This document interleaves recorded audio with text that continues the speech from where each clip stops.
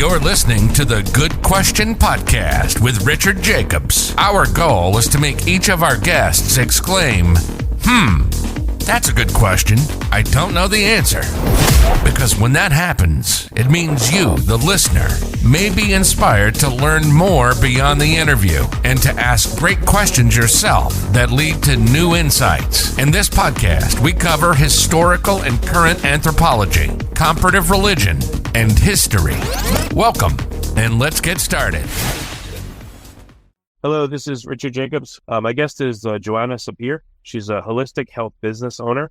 We're going to talk about avoiding burnout. We're going to go over a case study and look at 5 steps to improve people's process when considering burnout. The website is Joanna Sapir, all one word, joannasapir.com.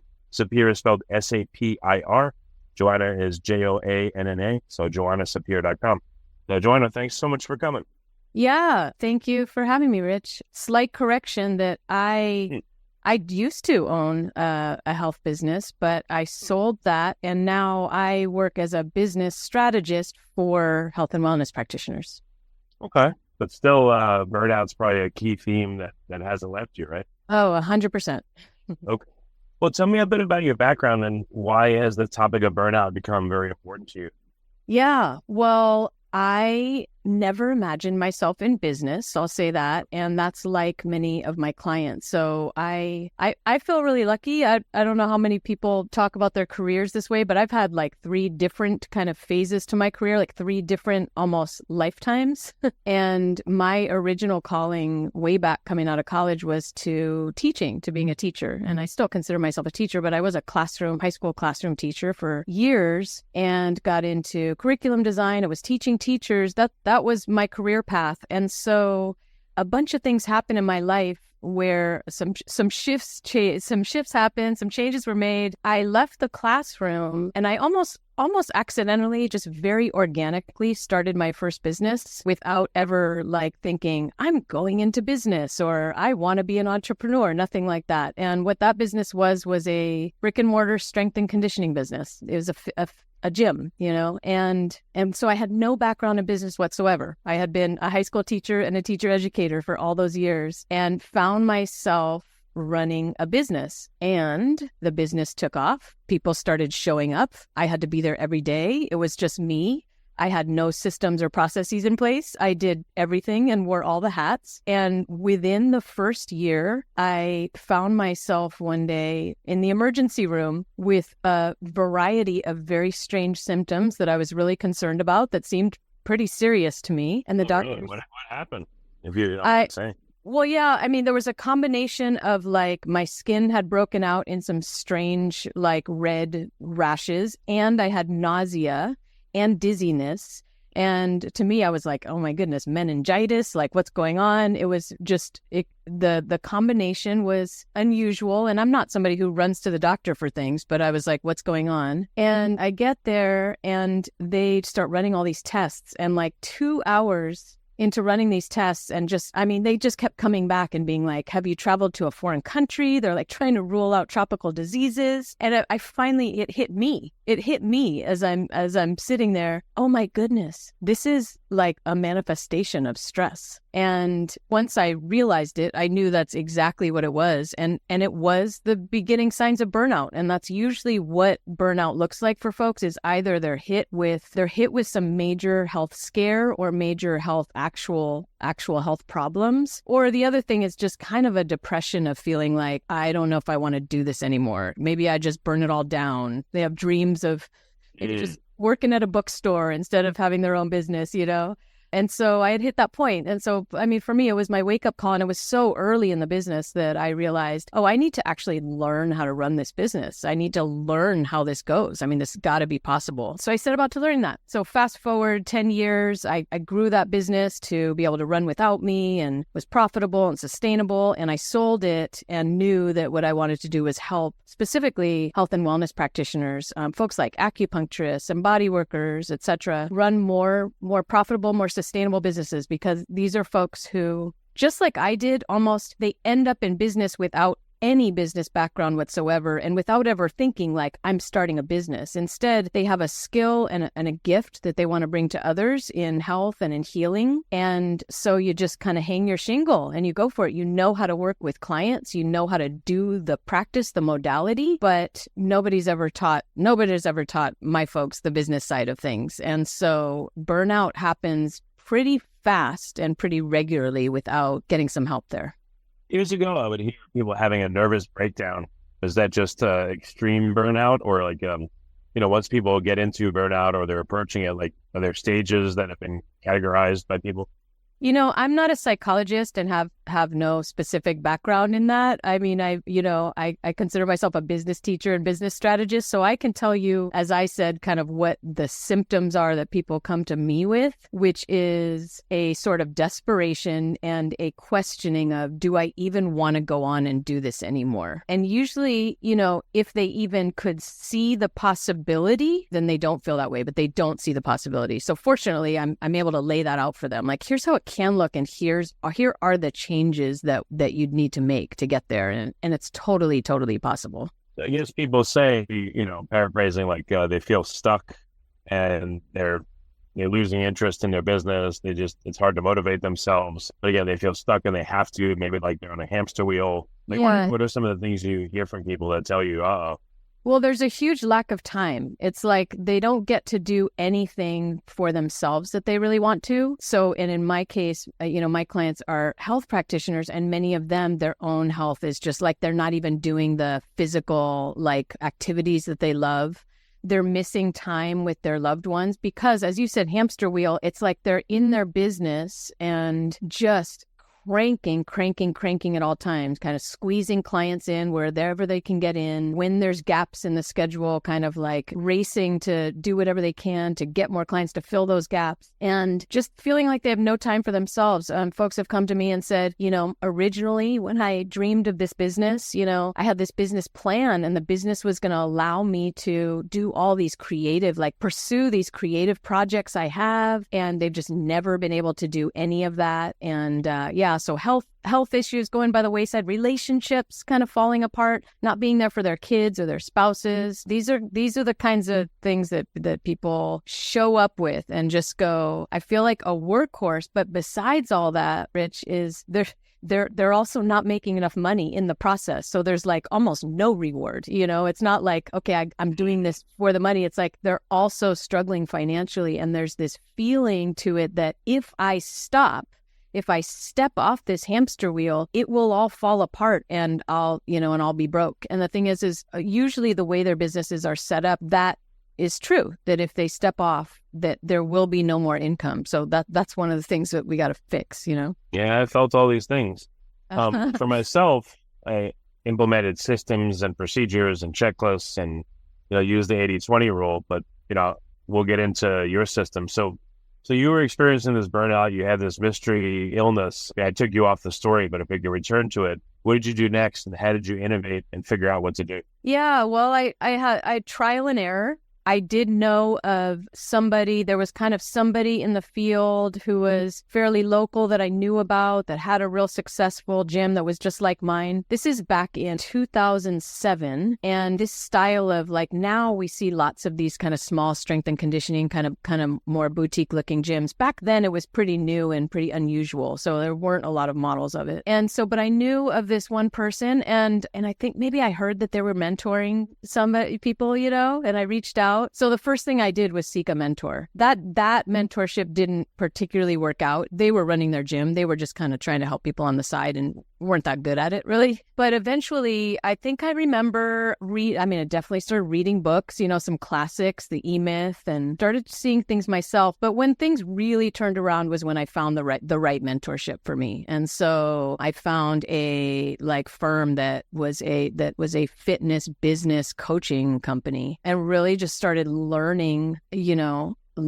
business, learning what the departments of my business were, learning, standard operating procedures, even probably the most important things from the beginning were like just pricing and packaging and sales process, pretty pretty basic stuff that actually so few people really do have, or the people I work with, they don't have that. Nobody's taught them unless somebody's taught them. So usually it's me coming in and doing it. So that was it. I mean, just really seeking mentorship and then eventually finding it.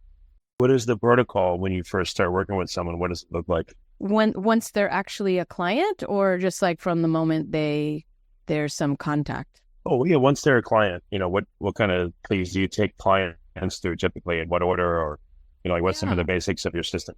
Yeah. So I run, at this point, I have a very like systematized program that I run folks through. And so we begin with what I consider these foundations that, again, they don't usually have. And so one of the first ones is the least sexy. I sure don't even talk about it much in my marketing because it's not something that people think they need or think will make any difference to their business. And yet it does. But it's establishing what I would call their core ideology, their company purpose and their core values and what this is about. Like, why are they doing this and what do they stand for? I consider that pretty foundational. It's like the sort of North Star that's going to help them make decisions in the future. Like, why are you here, and what is this meant to be achieving? What impact is this meant to be, having? So we start with that, and then we go into some stuff that probably to you is going to sound really basic, but everybody's got to do it. And even people with really advanced businesses, you come back and you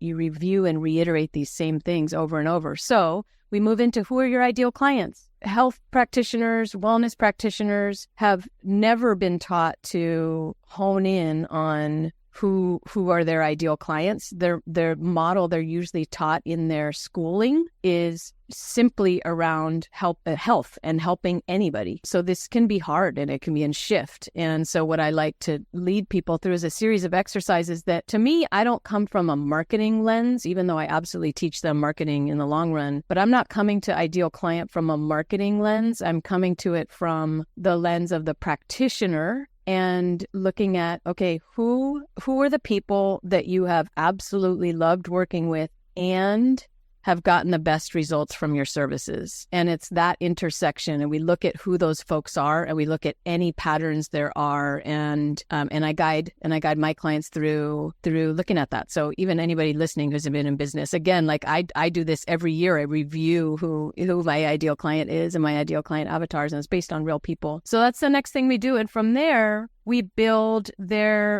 programs and packages. And so this is probably my program, since you're asking. It's called the Business Revolution Academy for Wellness Practitioners. And the revolutionary part is that in the wellness industry, like, Rich, I don't know if you see anyone like an acupuncturist or a massage therapist or a physical therapist or anybody like that. The standard in wellness services is you buy a session. That's what you do. You book a session. Sometimes, depending on the service, you might buy a pack of sessions, which usually is only positioned as, well, if you buy a pack, you get a discount. What I encourage and help practitioners do is actually create programs and treatment plans for their clients that are completely based on getting those clients the very best results possible. So, you have an injury and you go see a body worker, that body worker they're barely doing anything in one session. It's never going to be one session that it like fixes the problem and addresses the root cause, and it's never going to come back. There's a whole process that happens there. And so I help practitioners package their services into plans that actually carry somebody, for example, if there's an injury like that, through that practitioner's process of addressing the root cause of the injury and really solving the problem, which never is a single session, like I said, and never even is. It's not an arbitrary pack of sessions. It actually is some kind of container that has a cadence to it. Maybe it's 9 weeks and the client comes in, or the patient comes in once a week. And then there's a particular process even in those sessions that they're doing. So I'm talking a lot. You just interrupt me if I need to stop. That's the next piece we do, and then the next piece after that, and I'll stop after that is a sales system. Another thing that wellness practitioners don't have. And so by sales system, I'm talking about a repeatable and predictable process that converts your leads into clients, so that you have like data and numbers, and in the process of that, you're filtering people out. Now that you know your ideal clients as well, you're filtering out the wrong fit clients and kindly referring them elsewhere. You're only bringing in the ideal clients for you and enrolling them in these programs and treatment plans. And that by itself, without ever adding any more marketing or anything like that, already cuts down on, like, drastically on a practitioner's work time and increases their income and gives them predictability and stability that they never had before. Just those pieces that I talked about. What do you mean? What does? How does it cut down on their workload, their instability? Yeah. So if they're previously a practitioner is selling session by session, then the whole hamster wheel is just like, I got to book all these sessions, and all of their income is based on not simply booking the sessions, but people showing up for them. And a huge complaint in wellness is no-shows and cancellations. And so they're not getting paid if people are booking sessions and not showing up. And then not only that, when the people are not showing up or canceling, they're not getting the results, right? And so when you move to a programmatic approach, first of all, part of what I do, which I think you're probably quite familiar with, is really helping them put boundaries around their time. We do all kinds of like numbers running to determine what their pricing needs to be based on their ideal schedule and how many client-facing hours they have. So they're no longer, the before is they're just cramming clients in as much as they can because that's their only tool they have to leverage income, is cram sessions in as many as I can get, right? Instead, we actually put boundaries around that. What's your ideal schedule so that they can have time for all those things that they want to be with their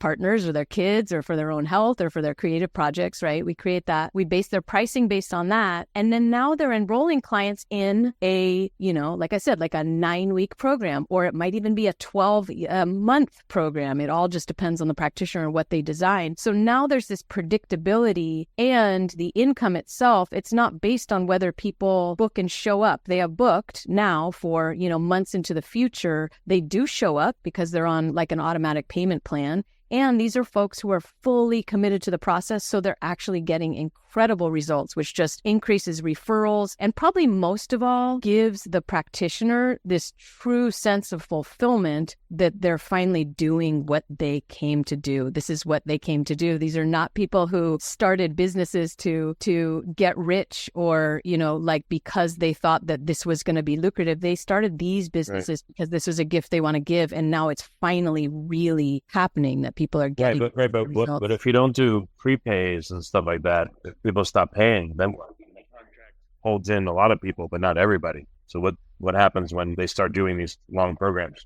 Okay, so it does actually hold in everyone. And I'm not going to say 100%, but out of the many, many people I've worked with, I just never hear about issues there unless it's like truly a client is moving away or something, moving out of town, or it's actually the practitioner who's like, I don't think there's a fit here. So I want to be clear that this is not about like locking a client into a contract.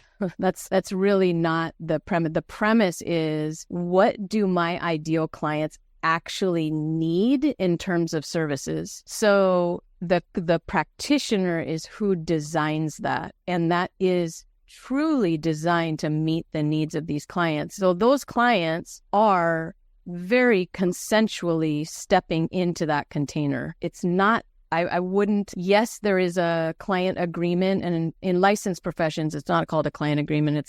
I forget the name for it. There's a different name for it in licensed healthcare. But yes, there is a legal piece that they are signing, but that's really, we're really not leaning on that. What we're leaning on is in the sales process. The sales process is about getting to know this prospective client really well, making sure that they are actually a fit for the programs and treatment plans that you have based on a full assessment. So for example, a lot of practitioners will charge for an assessment, right? In the sales process, I generally teach the assessment is free, and the practitioner is laying out, here's what I see going on with you. Here's what I think the treatment plan is for you. And, do you want to do that? So they are stepping into that empowered, and there's a whole filtering process ahead of time to really make sure those are the right folks that are getting that assessment. I was saying that, like if people are in agreements, let's say 3 months, 6 months, 9 months, or a year, you still have to get the payment. Maybe you put them on auto pay. What if it doesn't come through? What if someone contacts you and says, hey, I just can't afford this right now, or hey, I want to quit, but they're in a contract. Like, what do you do there?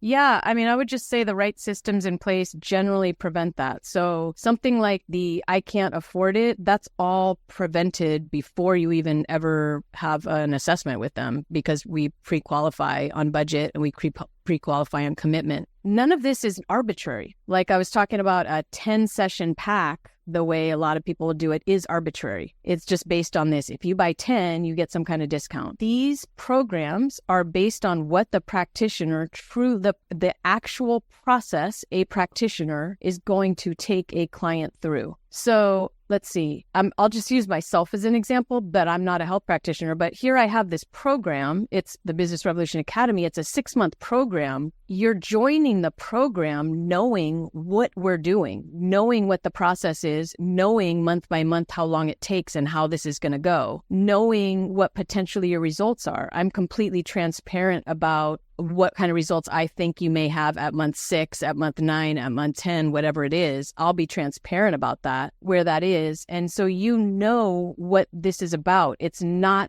it eliminates kind of what you're talking about is what happens in the session by session approach, which is I go to a body worker and let's say I have been, so I'm an athlete actually, and I have been dealing with this nerve impingement thing. If I go to a body worker and they're on the session by session approach, which they all are in general, and they might even say something to me like, this could be a long process. Like it might take you, it might take 6 months or something. But then session by session, they're not carrying me through an actual process. They haven't described that to me. I don't know what we're doing. That's where, 3 months in, I'm like, I'm just not seeing progress and I'm not seeing results and I don't think this works. And then I might turn around and not go to them. Whereas when you have a defined...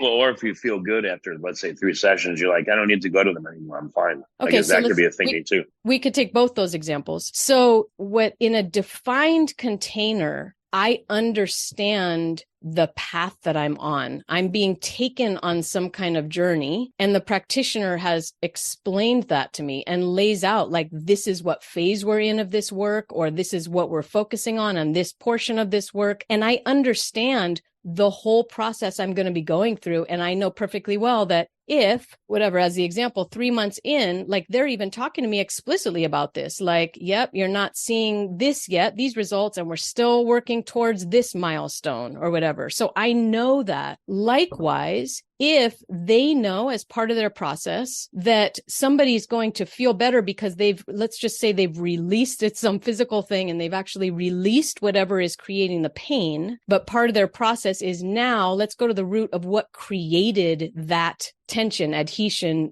whatever it was, movement patterns. They're explaining to me like, now we're going into the phase to address like what caused that in the first place so that it prevents it and you're not coming back with this same thing. And so I understand that process as I'm going through it.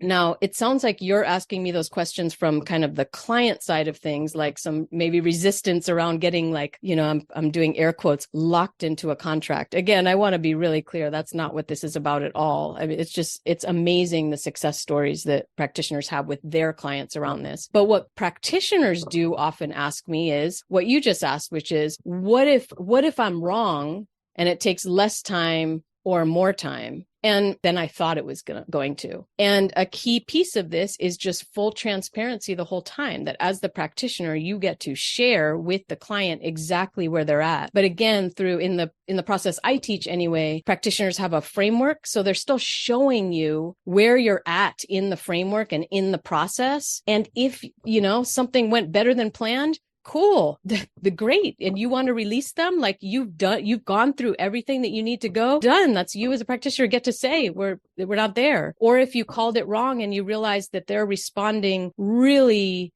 minimally and slowly to the work that you're doing that you thought was going to be faster, you say the same thing to them. Hey, this is where we're at. I thought we would have been, at this point, and it's moving really slowly. So I want to let you know it's probably going to take longer than we initially thought. So by keeping people apprised of the path ahead and the steps that they're going to go through, you get a lot more compliance, less resistance, less missed appointments, et cetera, right? Oh, 100%. And what I find is that probably like a lot of the folks listening, these are like super smart, super educated practitioners who like, I mean, you think of an acupuncturist, it's like Chinese medicine is like, the meridians and the 5 elements and all these pieces. They know all this stuff and they generally don't realize that their own clients, that they're not translating that work very well. So that is part of a skill set they have to develop, is learning how to explain the process to their clients in a way that they will understand. And yes, that's a key piece of it. What are some things that people do right or misunderstand about the system and misapply it? So you have to correct them or help them? I mean, I think that if there's people who hear about what I teach, like I have a podcast and stuff, if there's people who hear about what I teach and they're trying to apply it themselves, I don't know what kind of mistakes they're making. I mean, there could be a lot. As far as when folks are actually working with me, there's some things that there's just some things as I'm teaching them pieces of this process that I have to kind of shift to the frame of mind. And one of them is around sales and what sales is. There's this feeling that anybody who runs their own business and is financially dependent on it can get, of this eagerness of, I just want the client. And when I'm teaching the sales process I teach, I have to do a bit of teaching around like, we're going to get really zen and have non-attachment to the results here. And this is very different than how sales is taught elsewhere, right? So like traditional sales training is ABC, all about closing, right? And that is what sometimes is a reframe I have to make, is like, no, we're not all about closing here. We're all about best fit clients who are going to get great results, will be committed to the process. And so your sales process is about determining, is this one of these perfect fit clients, and you sure don't need to be trying to get anyone in. You're looking for the right people for you, those ideal clients for you. Well, I'm sure there's a fear of, well, if I have this criteria, what if there's a client that mostly fits, but I don't take them on and they would be a good client, I don't get that money, etc. Oh, so much fear. Yeah, so much fear. And when it comes to that, it's like, I'm sure you would agree. It's like, you have to make the mistakes too. You got to do the trial and error. You got to experience like letting someone in that you kind of felt like a few red flags about. And then later you're like, oh, see, I knew those red flags were there. Now I know better for next time to actually say no. And, somebody seems like right in a lot of ways, but not so much in others. You might get somebody that like really needs one aspect of what you provide, but this other aspect of what you provide is really important to your services they don't need. You get to choose and you get to experiment with that and see how it goes. And again, I really think full transparency of telling that prospective client, like, here's one aspect of what I can help you with, but I don't think you need this other thing that I do, or this other thing is, not the right fit for you, or whatever, or you need something else that I don't provide. And so there could be somebody who's just a much better fit for you all around. Well, what are some other common fears or reservations people have about working with you? Just the commitment level, fears of working with me, the commitment level of, kind of going all in on their business. I think some people just have never really done that. It's like they're kind of, I've been a single parent and sole income for the last 20 years. And so my businesses have had to provide for me. Not everybody's in that position. And I think that actually makes a big difference when there is like a partner or spouse or some kind of other income. Sometimes people are not forced into really going all in. So there's fear around that. I mean, I just had a brand new client that just started so they did take the step, and it's a big commitment, I think, to work with me. And so they did take that big step already. So that's huge. But they said right off the bat, they were like, I am scared of making more money. That is scary to me. That's some deep stuff. We different people have different money things, but I think everyone's got some money stuff, There's scarcity and not enoughness, and then there's fear of too much and what that might do, especially in health and wellness, where people feel like they're givers and they feel like they're not in it for the money. They can feel guilty about, taking money from others for something that they want to give freely. Those are some hangups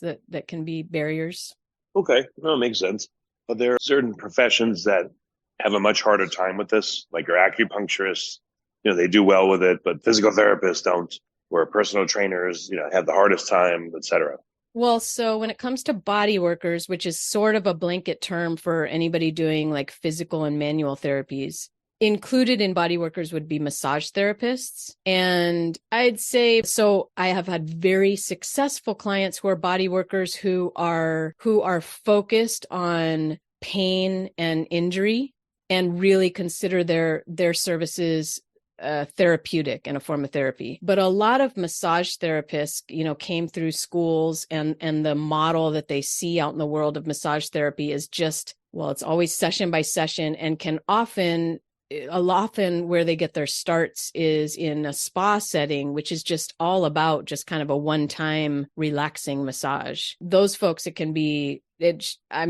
I don't get many of those folks because it's just way too scary and out of the box for them to think of stepping into leadership. What everything that I've talked about is really about a practitioner stepping into leadership, not only of their business, but also of their clients' health. And it means they're like directing their clients and teaching their clients what they actually need, rather than saying, so what would you like today? Which is what massage therapists are taught to do, right? Do you want deep tissue or just a sweetest massage today? Like, how are you feeling today? That's how they're taught versus what's going on with your body. And here's what I recommend for you. So massage therapists, rarely, they have to have been in business a while and be really inspired around, I really want more purpose and I really want to be working with folks in order to get them particular results. Yeah. Okay. What about chiropractors? Just the thought crossed my mind. Because they always tell you, you come in, they're like, all right, you should come see me 3 times a week for the next month, and then 2, and then 1. But they don't really, they kind of explain. Maybe they explain better than other professions or not. What's your experience?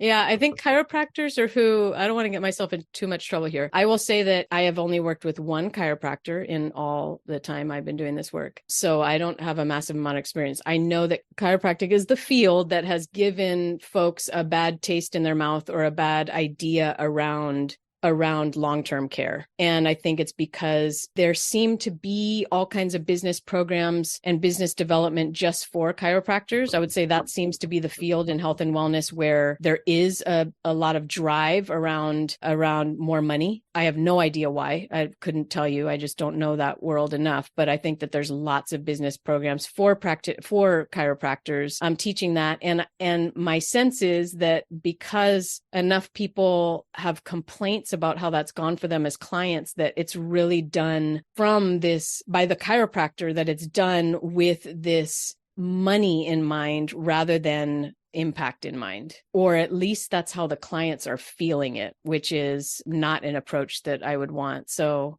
I don't know if that answers your question, but it's not, for whatever reason, chiropractors are not the ones coming to me. I get a lot of mental health therapists. I get a lot of movement specialists, so movement therapists of all sorts. So there's yoga therapy, that's a form of yoga. There's just kinesiology. There's actually a bunch of like different name modalities that you probably never heard of that are all about helping people move with ease and get out of pain through movement. Those are folks I get. I mentioned acupuncturists, a lot of those, Pilates and yoga teachers. That would represent like a good cross section of my folks. Yeah, maybe the chiropractors, it sounds like they're sold to the most, to do these packages or plans or whatever. But I guess they have their own ideas about it, or maybe they're just saturated with people that claim to do what you do but don't do it as well, do it in a more mercenary, money-based way. That's just my speculation. Who knows? Yeah. Well, very good. Any testimonials you could share, with or without names, just cool results that you've gotten for people? Yeah, that's my favorite part. Okay. It's my favorite part. You mentioned my website at the top of the episode. And so there is a client stories page there with just lots of different like video interviews and descriptions of clients and showing who they are and so on. But yeah, sure. A couple different stories. I'll mention Peter and Lynn they're occupational therapists. So that's a licensed profession, and they work with families with kids who have been newly diagnosed, usually with autism or on the autism spectrum. And so occupational therapy is what's recommended for kids, for little kids. And they have a unique approach to that. They have a unique play-based approach. So they had a clinic and with multiple practitioners underneath them, and we're running this clinic. And I mean, when it came to burnout, it was like they had employees and everything, and yet they were in their business 24/7. Not only were they in it 24/7, they had this staff to oversee, and things were still hectic and even getting a little bit toxic in terms of the work environment. And meanwhile, it's not like there was a whole bunch extra at the end for the owners to like feel like it was really proving itself. So it was just kind of a mess. And they were thinking of, do we want to give up? Do we want to close this down? They had worked for years in school systems and had, opened this clinic on their own, thinking that it would give them more freedom, both in their time, but also in how they wanted to do the work that they did, because they had a unique approach. But it just was wearing them down. And so what's interesting is that it was COVID. It was actually in 2020 when COVID hit that it shut down in-person businesses. It shut down these kind of practices. And it was that gave them this kind of space to breathe for a second. And they found me right in that period and were like, let's do it. Let's see what we can change and if we can revamp this thing. And I like to say we remodeled their business. We did. We just remodeled their business. End result, now, sustainable income, higher income. They say they got their life back. They say they got their business back. Like it had felt like a runaway train. And now, I mean, one of the most amazing results, I sure don't promise weight loss as part of my business results, but Peter lost 75 pounds. I have check-in calls with him every now and then, and I barely recognize him, and it's because he finally had time to take care of his health. Cool. I mean, yeah, he had just been slammed. So, and they just had their first vacation actually for the first time in all these years, and the business kept going without them, So that's just a beautiful story of an advanced stage business already scaled and everything that was off the rails, had gone off the rails, and just fixing it, bringing it back on. And now they've got something that's really running solid. And that level of fulfillment that I was talking about, it is just a whole new level for practitioners when they get to serve their people at these really deep levels. So in this case, they put together this program for families that previously it was just these sessions with the kids, and their program, they built in parent education sessions, and they built in actually going to the schools with the parents and doing advocacy with them. They got to build their dream program and dream service, which is amazing. That's just so amazing, not only for them as practitioners, but for those clients to get that service that's exactly what they need right when they're needing it. So that's one example. Another one is a longtime client of mine, Galina. She came to me when she actually had shut down her existing business. She had hit that place and was like, I'm done with this. And she had been working out of an in-home studio, a studio in her home. And she had been doing movement therapy and somatic touch therapy for people with chronic pain. And I mean, she had just been working 40 client-facing hours a week, which is just nuts, honestly, and just was still financially struggling. And she shut it all down. And she had this vision. She was like, she used to run these retreats. She had been running these retreats once a year that was a different format. And it was specifically for people who were struggling with eating behaviors, eating disorders. And she just loved that retreat time. And so she kind of was like, is there some way to make a business around this? And she came to me and we started building it. So this was a case of a very experienced practitioner, but starting almost a brand new business in some ways. And she now, years later, she quadrupled her income from previously. She now has a team running her program. She's published a book. I mean, she just rocking and having an incredible impact on a larger number of people with fewer hours and greater income. It's just beautiful. Okay. Well, when is the Sapir the Savior TV show coming out? Will you go and help businesses on TV? Oh my goodness. That's creative of you. That's Yeah, right. cool. There are those series like that. Yeah. Well, you're like the prophet in a way with Marcus Lemonis, but you have your own version of stuff and you got good results. So that's why it came to mind. All right. You've planted a seed, Rich. All right. Well, we're at the end of time, but It's been a really good call. So we want to refer people that are listening to joannasapir.com. And you mentioned a podcast. So what's the name of that? And what are some other resources for folks listening? Yeah. Yes, I have a podcast. It's called The Business Revolution for Practitioners with Joanna Sapir. Should be easy to find, especially if you just plug my name in, or The Business Revolution for Practitioners. And then on my website, I actually have quite a few free resources. If there happens to be any wellness practitioners listening who would like to learn my whole framework a lot more in depth and kind of some of the pieces of it, there are several free trainings available there. Well, excellent. Joanna, thank you so much for coming on the podcast. I really appreciate it. Thanks so much for having me. Thank you for listening to the Good Question Podcast. Please email support@thegoodquestionpodcast.com if you have any referrals to great guests for us to interview. Visit thegoodquestionpodcast.com to hear more interviews. And please help us spread the word by rating and reviewing us on Apple Podcasts, iTunes, Spotify, YouTube, or wherever you listen to this podcast.